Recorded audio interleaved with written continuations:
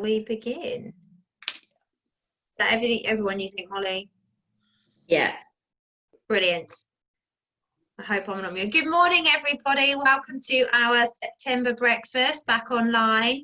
Thank you all for joining us. I appreciate it's probably a little shock to the system after a nice long bank holiday weekend. So thank you for joining us. Usual manner, it will be a mix of myself and Cheryl chairing for you this morning. We will run through usual KCFG matters before we hand over to our guest speaker, Jeff Dewick, from the Aviation Director from RPS, who is here to speak to you about Manston Airport. So last time we asked you what you would like to hear about, you voted, we listened, and well done, Alan, for lining up an excellent speaker for us this morning. So quick, that's the agenda for you. As I say, run through of KCFG matters. We'll give you all a chance to introduce yourselves if you are new or returning after a long time away from KCFG. Cheryl will give you a chance to introduce yourselves in a moment, so please don't be shy, please do speak up. A quick run through on Kent Construction Expo, the real one and the virtual one, before I hand over to Jeff. So please have your questions ready. If you do have any questions ready for Jeff, then you can pop them into the chat, and Cheryl and I will be able to field those for you. Over to you, Cheryl. Okay, good morning, everybody. Right, I'm going to see who looks new or maybe has not been on for quite some time, and introduce yourself. Richard Nudd. Can you unmute yourself and then say who you are, where you're from? Yes, good morning. Yes, thank you very much. My name is Richard Nudd and my company is QED. And basically we bring buildings to life. We're a building services consultancy. That includes installing all the heating, designing all the heating, ventilation, air conditioning, all the water services, all the electrics. So without us, a poor architect's building would just be an empty shell. So we do this with heavy views on sustainability. So we don't just look at the project, we look at it with renewables in mind. And we do it for every type of building, from housing, but for hotels, hospitals, bars, banks, residential, retail, everything really. And we work alongside architects and property developers. So that's Richard Nudd from QED. That's lovely, Richard. Thank you very much. Alistair from Alistair Milne. I know you, but you've not been for KCSG for quite some time. So if you'd like to say who you are and where you're from. Yeah, hi. I was at the... Might have been at the last one. I wasn't here, sorry. Wasn't I? I was at the Newtown Works one, so... Oh, sorry. What to tell you are? Yeah, I'm Alistair Milne, Director of Architects. We're a national AJ 100 practice specialising in all sectors. I lead our Canterbury office, which we're mainly residentially focused, but as a practice we do all sorts of work, right from small to the very large values, anything up to £100 million. Yeah, so we take it all on. Lovely, thanks Alistair. Tim Cole. Unmute yourself first, Tim. Hi, Tim Cole in Focus Resources, supplying labour, trades and project work, particularly in the rail sector, but also moving into construction, civils. So that's what we do. We supply and have been supplying up to over 100 lads daily. And with the changes that are going on at the moment, we're looking to expand, but a lot of the conversations at the moment with people are talking about survival rather than success. So that's me. Hi. Thanks, Tim. Most of the others I know. Carl Davis? Do I know Carl Davis? Who's doesn't want to show his face this morning. Look, I've managed to get dressed today, Carl. So if you could say who you are. Are you there? Maybe not. Anyone else? Raise your hands if you'd like to introduce yourself. Peter, that's your. Put your finger up your nose, then, Peter. Hi, can you hear me? Yes, we can. Thank Hi, you. sorry, yeah, it's Cole. Matt, Stanway's colleague. I'm having major issues with audio and video this morning. Oh, that's not good from an IT perspective. Well, I was talking for about a minute before you actually responded. Okay, so Matt, do you want to explain who's Amy, so for Carl's benefit. I think we've lost Matt. Oh, now. Matt's not working either, so. I'm happy that as a technophobe, someone who knows all about IT can't get to speak on the thing. Is that working? Yes. I was pressing the wrong mute button. Oh, really? Yeah, that's my excuse, and I'm sticking to it. Amy's a digital construction and building information modelling consultancy. So we offer support for digital construction, whether that's strategic on a client developer point of view, helping people to develop requirements so that everybody gets what they're expecting to get from an information point of view, all the way through from design, construct and operational phase. And then on the other side of the fence, we then help designers, architects, and the contractors to actually deliver that information in the correct format and the correct structure, and help with the whole collaborative aspect with coordination, clash detection, and things like that. So that's what we do. And yes, Carl joined us almost a year ago. Oh, was it 7 months? Oh, well, there we go. COVID for you. 2 weeks ago. Yeah, lovely. Thank you, Matt. Thank you. All right. And I think that is all for new members and new faces. I think so. Welcome everybody who is new. Thank you, Cheryl. If you want to know any more about KCFG, obviously we're in an unusual time still. We're keeping online for the safety of everyone. We feel it's best at the moment. Eventually we'll be back to normal. So do bear with us in doing our best that we can for you and bringing you the online meetings at present. Cheryl, if you can move forward on the slides. So a quick look at forthcoming meetings and events. Very, with a heavy heart, so very disappointed to say Cheryl and I have made the decision that we have actually postponed the Kent Construction Golf Day. There's just been so much going on. There's a number of golf days around that time that everybody's involved with, and we just felt that it would be a compromised event because we like to get everybody drunk and part with all your money and support our charity, and we just thought that it might be best actually to wait until the springtime to do that. So we're not going to hold our event in September as promised, but we will be back in the spring with a super fun-filled golfing event for you. There will be a chance to get involved with submitting a team to play, sponsorship, donation of prizes. Any help you can give will be gratefully received. So we will be back in due course when we have a date in the diary, and that will be at the Cave Ho Golf Resort at Bourton near Canterbury.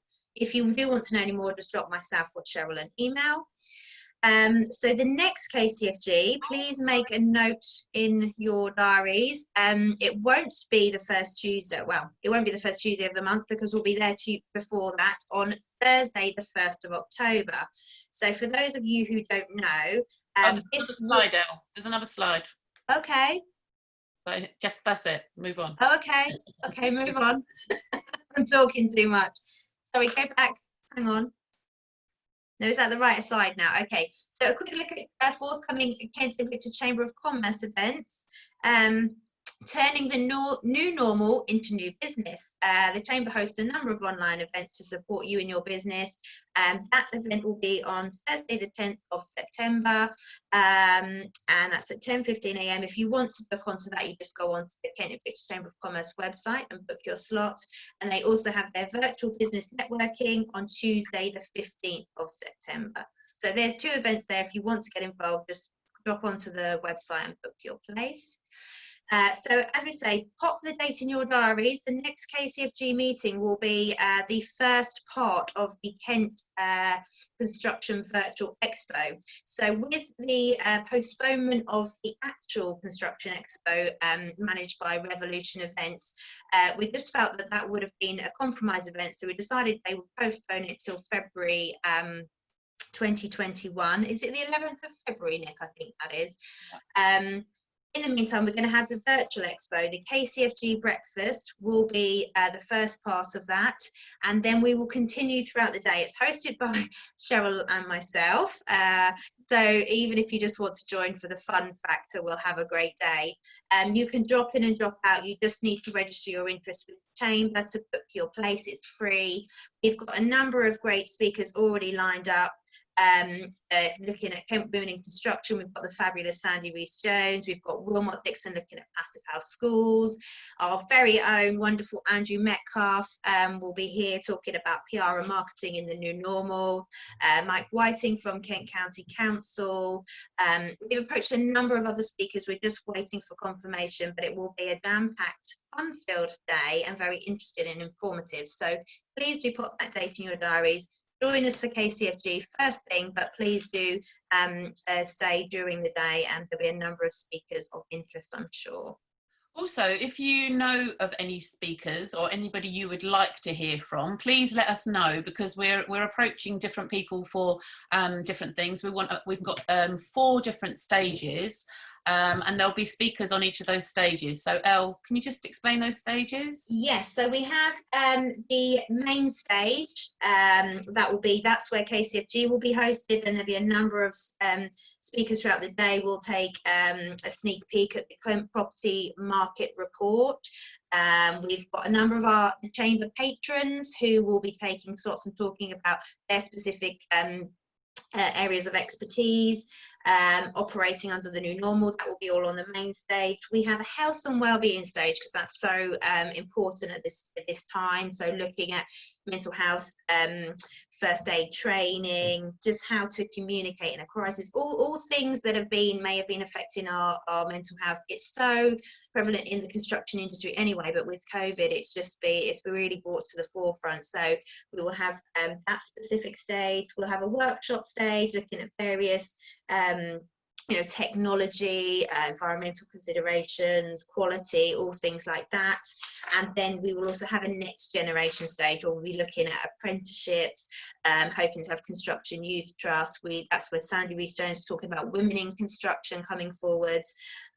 Just lots of interesting, exciting stages, and then we will be finishing with an awards ceremony. So, and that will be hosted by Cheryl and I, and that is actually in aid of our charity Donations with a Difference. So there's loads to get involved with, loads of sponsorship opportunities. We want each stage sponsored, so a perfect platform to promote your business or get involved with the awards. We need some sponsorship there with the awards, and all the money raised in that aspect goes to charity Donations with a Difference. Cheryl, have I missed anything? No, that's good. And if you want to drop any notes to us in the chat room about any speakers, then please do, either privately or openly. I'm quite happy to take suggestions. Okay. I mean, Nick, just looking at the expo ahead, I'm not sure, sorry if we have a slide on it. There is. Okay, there is. Perfect. And then after the online expo, we'll be back to the first Tuesday when we have, oh crikey, what have you done to me? Marco Abdullah, I think that's how we pronounce that. We're talking about smart building technology from Dries and Sumner. So that will be probably, I would imagine, back here online. So do book in the usual manner for that one. Here we go, the Kent Construction Expo. So the new date, please do pop down your diaries now, is Thursday the 11th of February next year, and it will be back, and hopefully we'll be slightly more back to normal by then. The online expo is designed as a bit of a warm-up, just to keep everybody networking, engaged, ready for the main event next February, when we'll all be very keen to get back together. Nick Litton is online, so if you do have any questions for Nick, then please do pop them in the chat, and Nick will be able to respond to you, unless you want a moment to say anything, Nick. No, he's shaking his head. Silence. Perfect. Okay, we'll move on. Andrew Metcalf has been online. He's actually, I think, had to escape to France, I think. So we haven't got an economic update at this time. But Andrew, I think he's saving it all up to wow you at the virtual expo in October. So you can join to hear from Andrew then. So I think that's it from me. I'm going to stop talking and now hand over. Thank you very much to Jeff Dewick for joining us, who is going to update you this morning on the regeneration of Manston Airport. So over to you, Jeff. Jeff's just going to share his screen with us.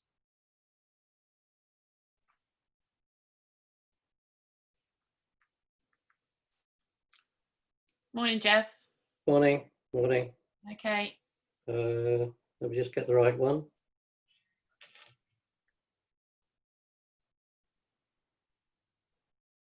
Can you see that, everybody? Is it coming up through? Display settings. Can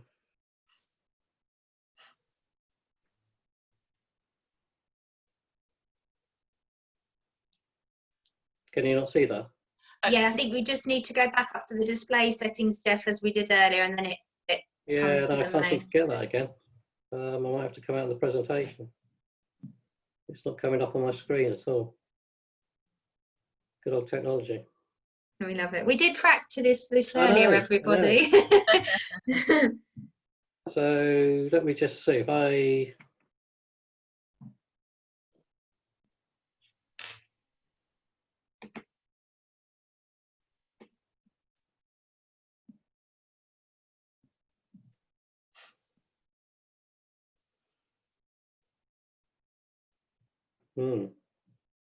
It's not liking it at all.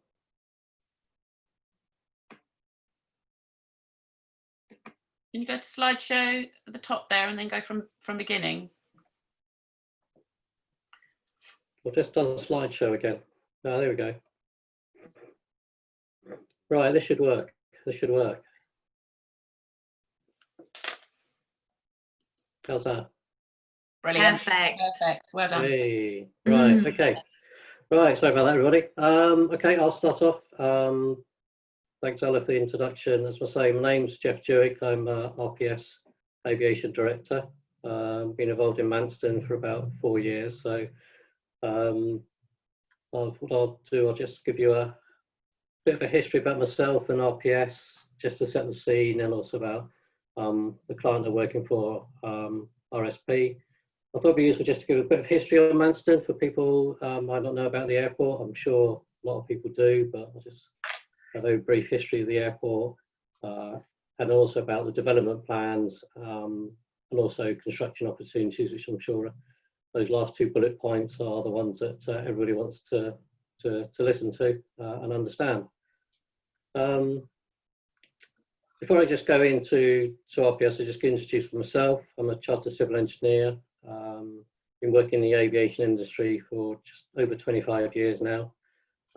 Worked as a consultant designer, and also worked for a regional UK regional airport delivering engineering projects. So RPS is a leading global professional services organisation, about 5,000 employees worldwide, UK owned, head office in Abingdon in Oxfordshire. Purpose of RPS really is define, design and manage projects in a variety of sectors, and aviation is one of the key sectors within an RPS. Services that we generally provide is planning, so it's town and country planning and major planning applications like DCOs, environmental services, for example, EIAs, environmental impact assessments, design, engineering, architectural design, health, safety and risk assessments, and project management. So RPS, we've been involved in Manston for about 4 years, and just to give you a few ideas of, or a few indication of where we've worked and give you a bit of set the scene. A couple of photos up there, sort of guess the airport time there on this slide here. Top right is Gatwick, you probably realise. So we've been working on design framework there, providing services on the airfield and in the terminal. And then our planning environmental teams have been working on their DCO application for the Northern Runway. Top left, you might not recognise, well, that's Guernsey Airport.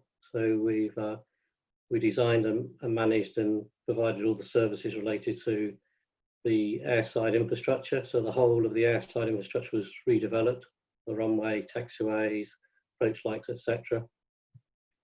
And bottom left is Dublin. So we've been working at Dublin for over 10 years now, providing design services, and also our local office in Dublin are providing project management, environmental and transportation services. So that gives you a feel for RPS and myself, really, just to set the scene. But move on to Manston and probably talk about River Oak is our client. As you know, they're the promoter and developer. But they purchased the site, and obviously they were granted a DCO in July of this year. And their focus really is to make it a vibrant freight hub, and the construction and operation of that wants to be sustainable as possible, really. So that's their aim. And to do all that, it needs a lot of infrastructure and building construction, and I'll go through that in a minute. So that sort of sets the scene with RPS and River Oak. River Oak is RSP, so that's River Oak Strategic Properties, and it's nothing to do with. It's no confusion with RPS and RSP. There's a lot of times people do get a bit confused, but there's no intention on that. So I'll just give a bit of history about the airport. I'm sure some of you will know about this, but it first started as RANAS Manston in 1916. I think the first landing was in March of 1919. During the First World War, it was really used for flight training, and then after World War, it was used really as a dual purpose of a civil and military airfield. And I think the first commercial flight was in about 1919. So then in the start of the Second World War, it became obviously an airfield, and squadrons arrived in 1939. And I think the first air raid was in 1940. And then it became an emergency landing airfield in 42. And the pavements and the runway was developed into what we see today. So just give you an idea, that's a photo of an air raid in 1940. Not sure if that's the first air raid. And then in 42, you can just about see some of the construction that went on there to bring it to the sort of the type of airfield that we have today. After the Second World War, it was shared with USAF until about 1958, when it went back to RAF ownership and used for really for search and rescue facilities. Then in 1999, it was sold as to commercial operator, and unfortunately in 2014, as we all know, commercial operations ceased and it was closed. But good news is in 2020 the DCO was granted, so it could be opened up as a new airport. So really just gives you a bit of a background. I'll probably give you some talk now about the development. As I said before, it needs to be we're looking to be a vibrant freight hub with RSP's aspirations. And to do that, there's quite a few things that need to happen before we can actually have aircraft landing. A lot of people might think it's just a case of opening the doors, taking the padlocks off the gates, maybe flick a few switches to get the power working, talk to CAA to get a license, and away we go. Planes start landing. But unfortunately, that's not really the case. There's a lot of work to do before we can get an aircraft landing on that runway. So there's quite a lot of work to do. Obviously, the most important asset of an airfield is the runway. So there's likely to be some rehabilitation work on the runway. There's some survey works to be done to investigate the condition and the strength of the runway against what's going to be the future traffic. So that's got to be done. There's got to be obviously for a cargo hub, we need some buildings and some apron stands. And then there's also a lot of ancillary buildings and airfield projects have got to be done as well to bring it up to operation. So what I'll do, I thought I'll just go through all that, because you can get an insight then into what's got to happen prior to actually getting a plane to land there. So as I said before, the main asset is the runway, and that's got to be evaluated, and there's probably going to be some rehabilitation done on the runway. Likely that will be obviously to redo the surfacing, all the lighting in the runway to assist the planes for landing, the airfield ground lighting we call it, that's all got to be replaced and updated. So there's going to be a lot of work done on the runway. But there's lots of other things to be done as well. So to help aircraft land, we need quite a lot of instrumentation there on the airfield, and a lot of it has to be replaced or it's been removed, and so it needs replacing. Give you some examples. If you've driven around Manston, you might have seen approach lights in the fields at each end of the runway. They're the lights on the yellow poles that you'll see in the farmers' fields. Well, they're there, but all the approach lights actually in the airfield boundary aren't there. So we need a new lighting system putting in. We also need instrumentation, which has all been removed. So there's instrumentation next to the runway and each end of the runway called an instrument landing system. So that's got to be replaced. And also we need a radar as well. So the radar has been removed, so we need to install a new radar. Once we get that, we then need an air traffic facility to control everything. So that's got to be built. And there's quite a few other things that we just need as a functional airport just to get operational and to get approval from the CAA. So things we need is a fire station. So the existing fire station will have to be demolished and rebuilt. A lot of the equipment has been removed, so and the size of it isn't correct size for what we need. So it's going to be a new fire station. We also need a fuel farm. The existing fuel facility is not compliant anymore, so we're going to need a new fuel farm. That will be located in the southwest corner of the airfield, where the Gentech site is. So there's a couple of things we need. And then also we need to start thinking about some aprons for the planes to land. So once we've got that, we can really start to think, well, we've got an airport that we can start to be operational, but there's still quite a lot of things that need to be done. We need to think about surface water. So we're obviously going to build lots of hard standings, so that's going to mean a lot of impermeable areas. So we need to collect that water. That needs attenuation and might be some pollution control because of all the de-icing activities that might happen. And then we need to think about how to get rid of that surface water in acceptable means. To do that, we've got to get that to the current outflow. There is a pipe that goes from the airport site, if you know the area, through Cliff's End and outfalls into Pegwell Bay. There's going to be some works needed doing at the outfall in Pegwell Bay, just some remediation works there.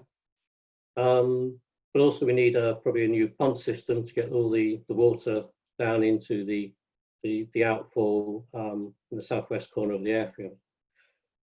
We also need to look at utilities and all the comms. We know there's substations on site, but some of them might need upgrading. So we need to look at the whole utilities network on site and getting it to the site. We then need a lot of internal roads doing. And as you know, there's a new access road as well, or a new access roundabout to be built. And the reason for doing that is to reduce a lot of the traffic that we're going up into Manston. So it's helping the community in that sense. And then there's a bit of off-site highway work to do.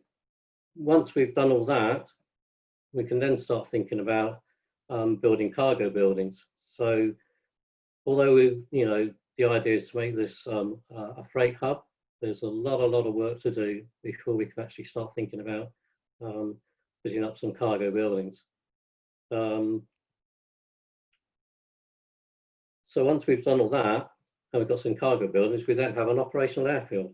So it's, as I say, it's not quite as easy as just opening the gates and switching on the power and having an operational airfield. So that's the layout that we've been working on. Through our time on this project, we've been providing the planning support and also the master plan layout support. As I say, before we get to building all those cargo facilities, there's a lot of work to do prior to that. And that's where we obviously need local contractors and support from local organisations. So just to recap, really, just to give you an idea, these are the type of things that need to happen before we can start be operational. Top right photograph there is an instrument landing system. So that's what I was talking about at the beginning, where we need to provide all the new instrumentation to assist aircraft landing onto the runway. Bottom left is the fire station, which will need to be going to be replaced, and then bottom right is the fuel farm, or an idea of what the fuel farm would look like. So that's a couple of those things are projects within themselves, and to do all that, we then have thinking about what we can do on the top left, which is building those cargo facilities and the aprons. Even just building the aprons and those cargo facilities is a project in itself. Is that if you know the topography of Manston, the airfield, it does slope down from the runway to the road that cuts through the site. So to provide things that are compliant, as in the gradients of the apron, etc., we have got a large earthworks operation for those cargo buildings, or the area where the cargo buildings is going to be a building platform. So we have a large earthworks operation to undertake and manage. Hopefully that's going to be all contained within the site. The governing factor there really is the condition of the ground conditions and any contamination, etc. So there's still quite a bit of work to do to find out about that, but hopefully that's going to be a self-contained operation with minimal input from, or minimal export of material onto the site. So really that gives you an idea of what's got to happen. Quite happy to go into more details later if people want any more information on that.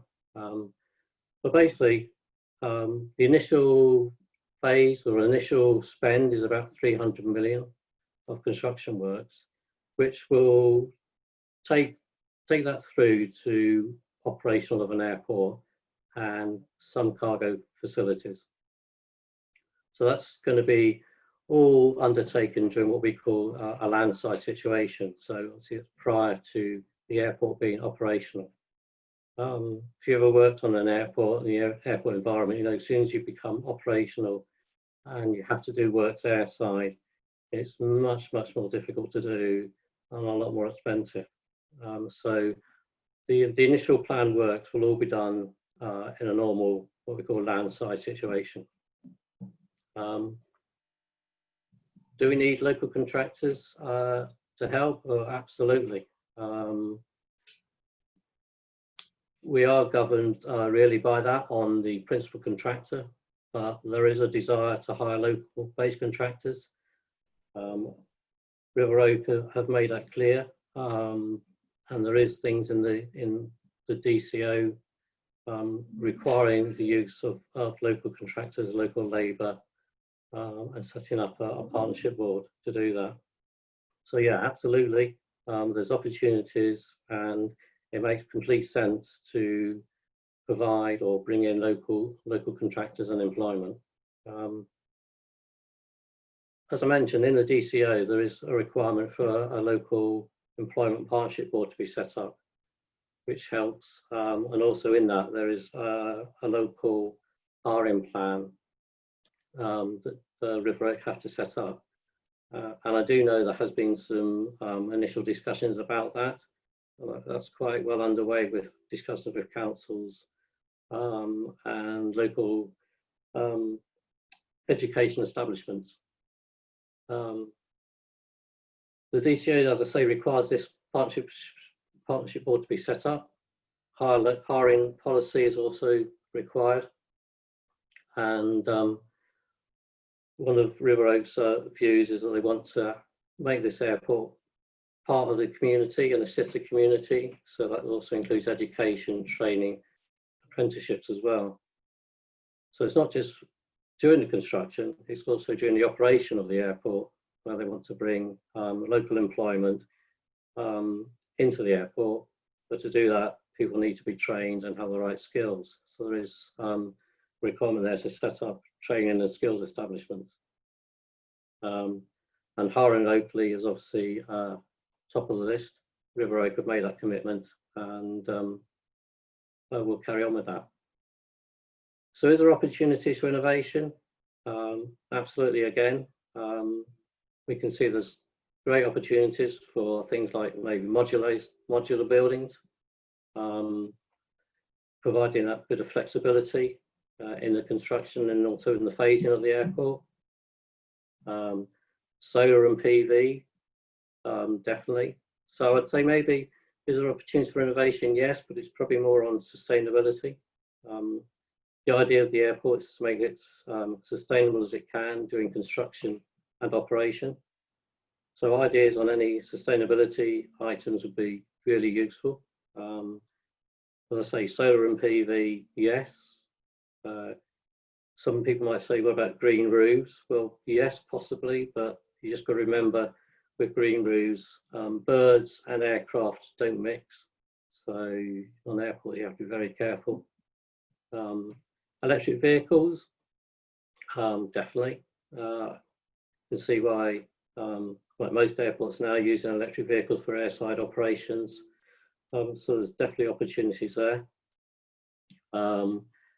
IT and comms, building services.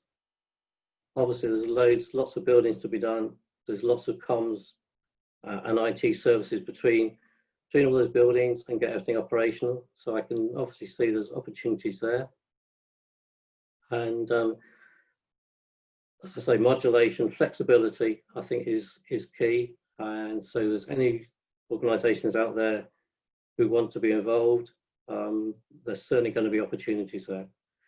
As I said at the beginning of this slide, we are obviously going to be governed as a project team by the principal contractor regarding a lot of this, but there's going to be lots, I'm sure there'll be information in the tender documents when it's produced regarding hiring local labour, etc. Because as I say, one of the requirements in the DCO is to provide this local labour employment partnership board.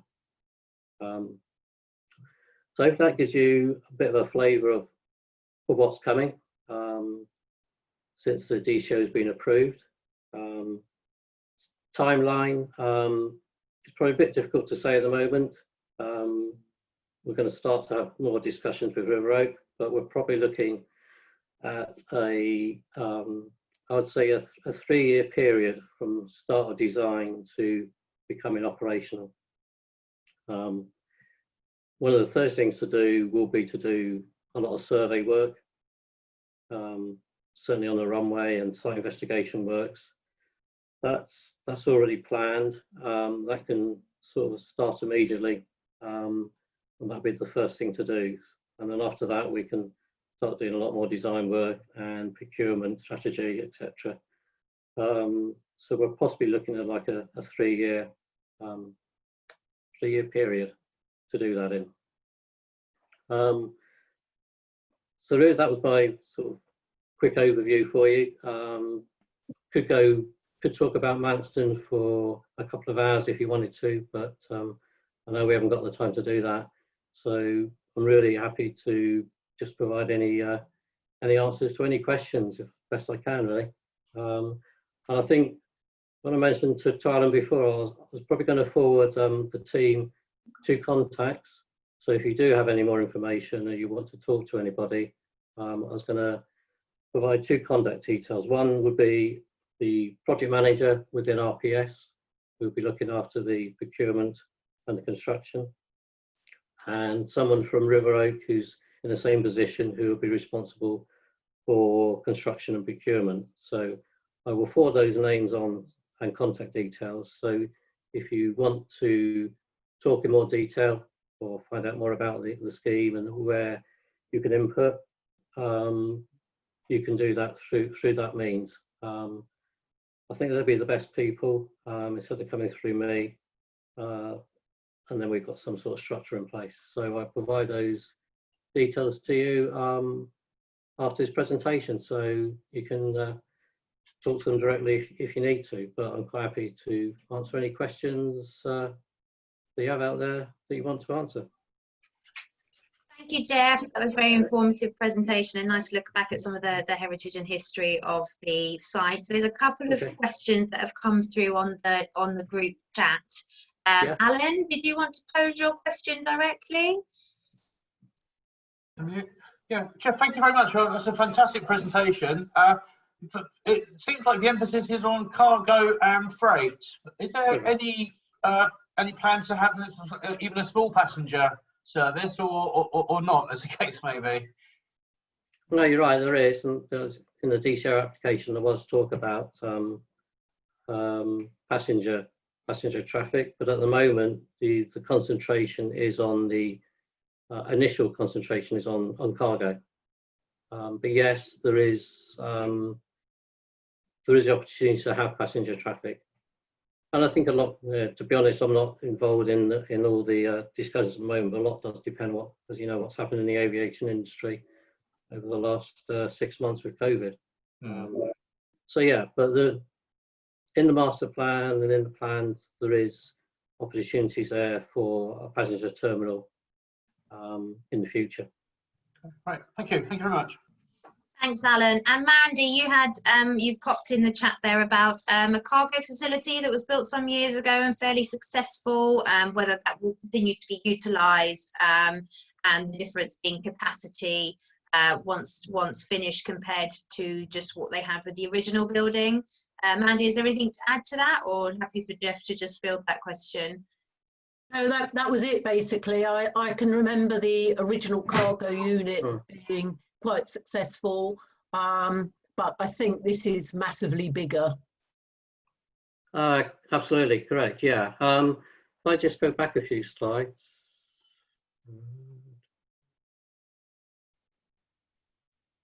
Yeah,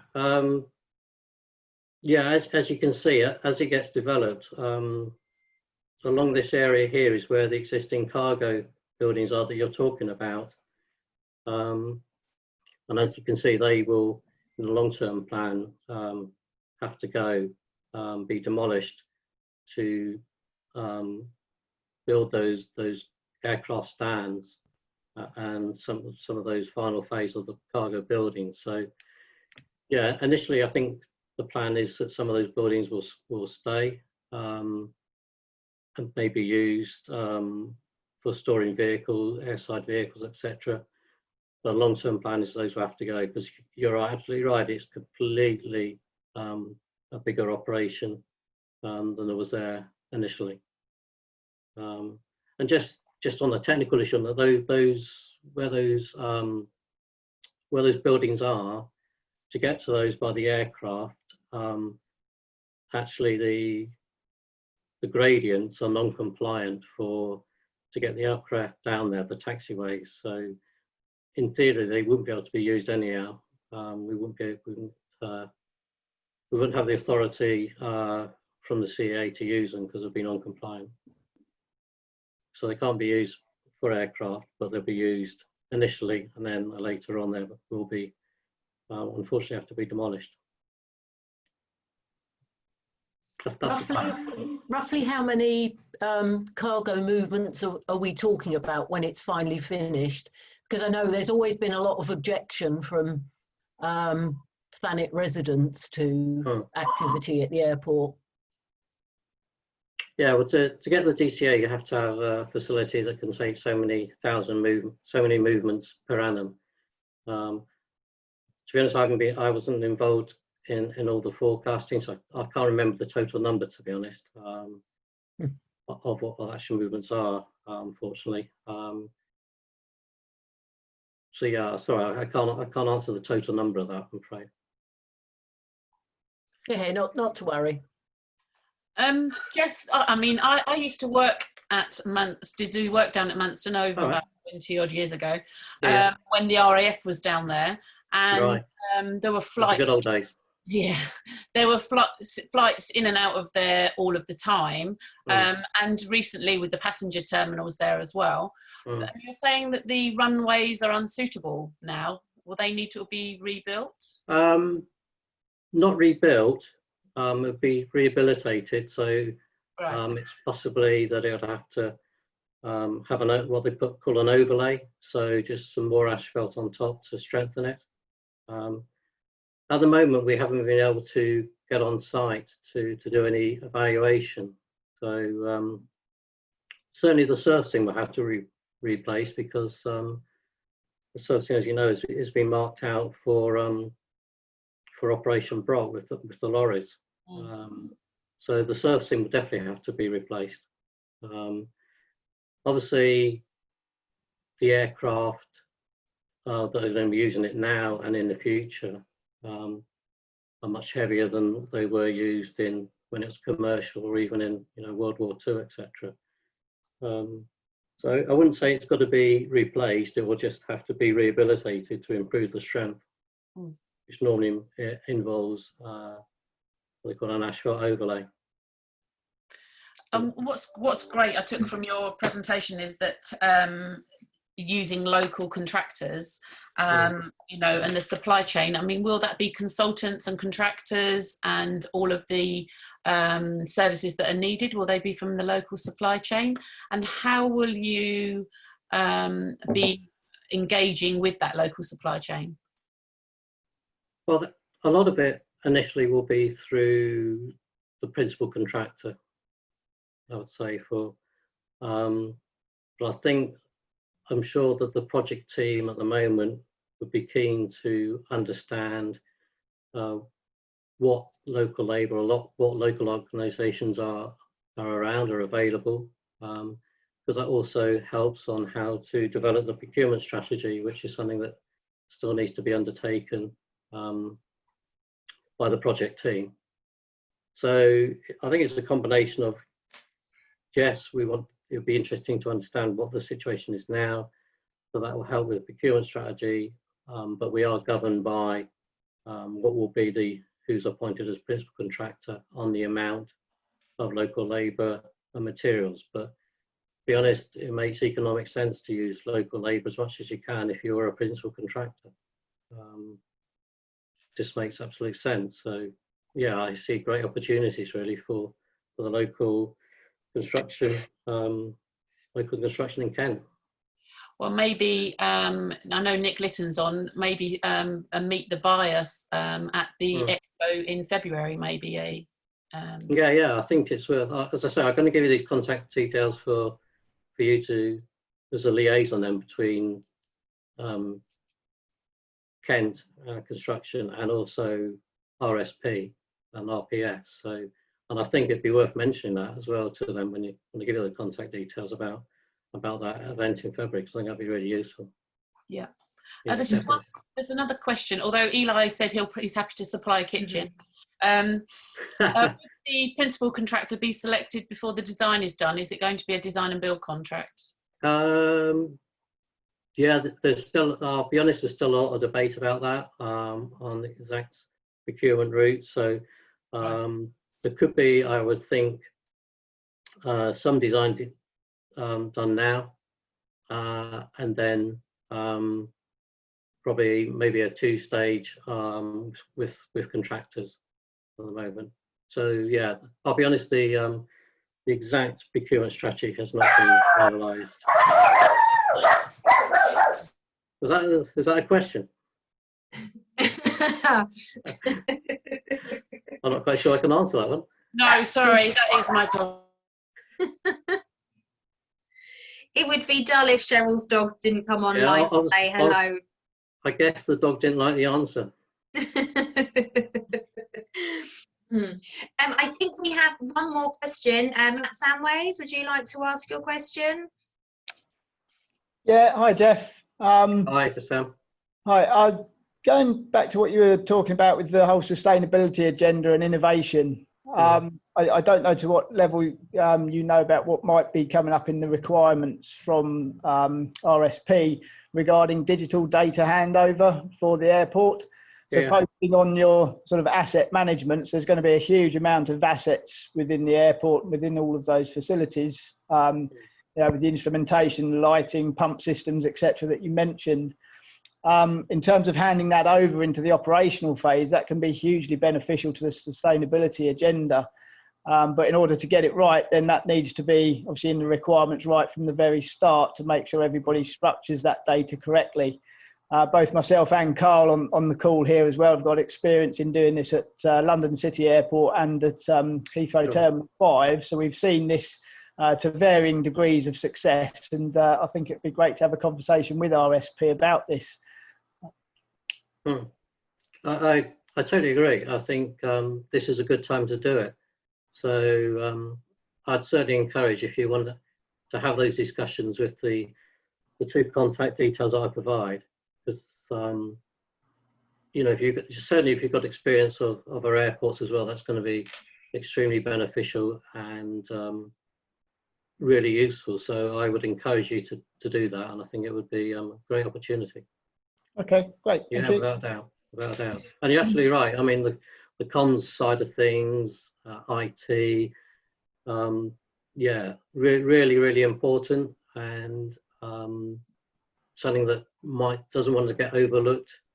And you need to start looking at that now.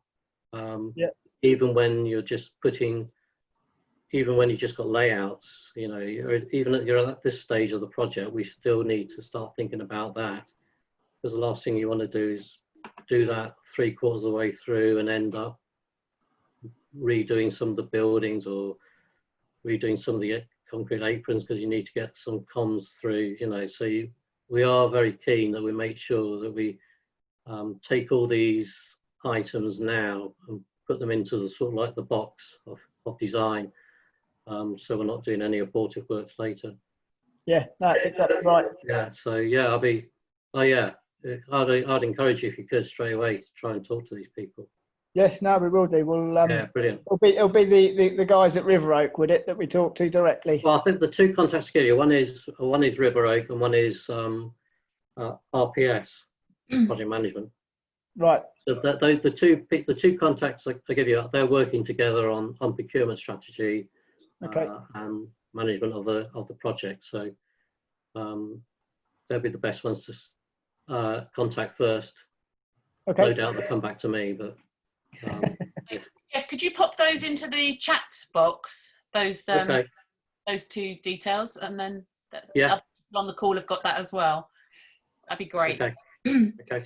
Is there any more questions at all for Jeff? I know there's been a few there. It's great to hear that you are looking to engage locally. That's music to our ears here at KCFG, and I think that's a really positive idea there by Cheryl about coming back for the Kent Expo in February. That could work really well, hopefully, and suit our members as well as you and your procurement. So if there's no more questions from anyone, speak now if there is. We'd just like to say thank you for joining us, Jeff. We really appreciate your time. It's been a really interesting update. So thank you on behalf of all of our members, and you're welcome to come back anytime and keep us updated as the project progresses. We'll see how it goes over the next 12 months. We're quite happy to come back and give an update. Or one of my colleagues, certainly when it comes to when there's more knowledge on procurement, I think that would be useful to do. Yes. For and sort of an update on timescales, perhaps, as everything's progressing. I mean, as I said earlier, the timescales are still being talked about. RSP have got an indication of what they want to achieve. So we're looking at that timescale that I mentioned. But certainly, if things change, as you know, in construction, things always change. I'm sure it's worth coming back to give you more of an update, really. So you remember to know what's going on. Yeah. Yeah. Okay, so if we have no more questions, thank you, Jeff. Okay, I think no that's it from Cheryl and I then, other than to say have a great day, and we will see you back online. Please, please, please do get involved with the Construction Expo online. We really need the audience and that participation to really make it a success and to make it happen. So please do get involved. Forward details of any speakers, sponsorship opportunities, or just register and join us online. So we will see you on Thursday the 1st of October, and I wish you all a great day. Thank you. Thanks everyone. Sorry about